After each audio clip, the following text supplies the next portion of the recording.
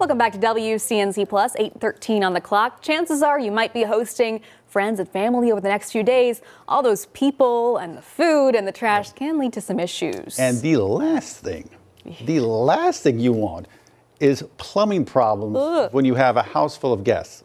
Ugh. Let's not manifest that for us. Natalie Bouchard joins us right now live on WCNC Plus. She is the Senior Public Information Specialist at Charlotte Water. Natalie, thanks for joining us. We appreciate it. Thank you so much for having me. All right, so fingers crossed. No plumbing issues while you have 20 of your favorite people at the house. But are there specific challenges that Charlotte Water faces around this time of year when you have all these people gathered together in homes?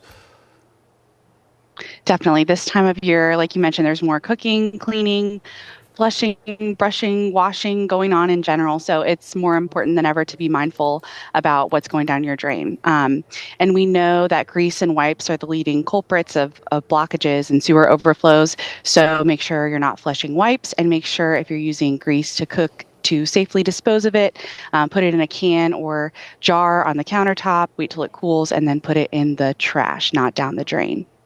Now, Natalie, we're sending good vibes to everybody, so hopefully this is not a problem. But in the event that there is a problem, what should people do? What resources are available for people who are experiencing an issue like this? Definitely. So you can call 311. It's available 24/7, but with issues within the home, you're going to want to call a certified plumber.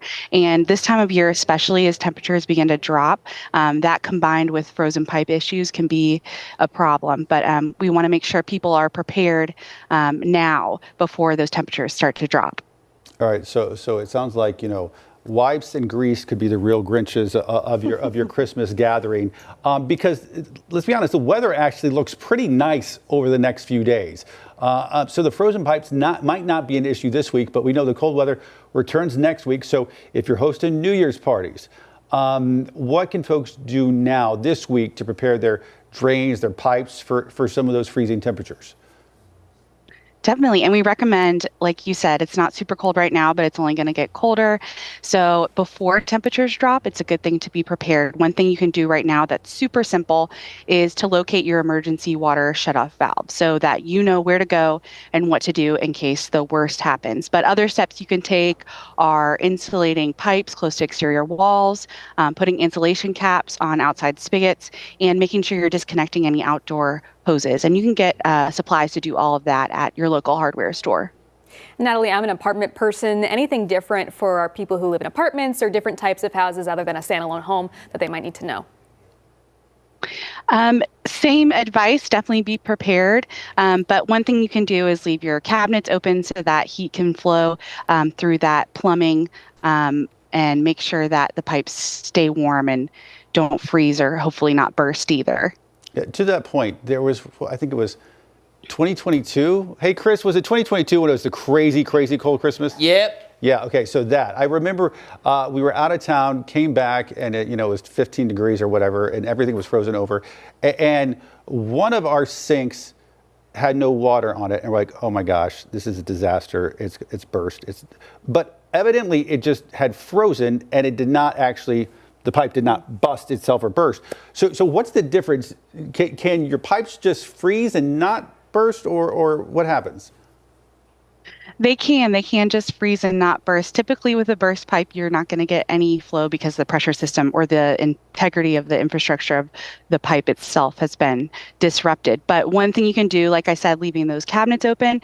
And then if you know you have a frozen pipe, it's important to heat it up slowly. So you can take a hairdryer on a low setting and slowly run it up and down that pipe to get the water moving again.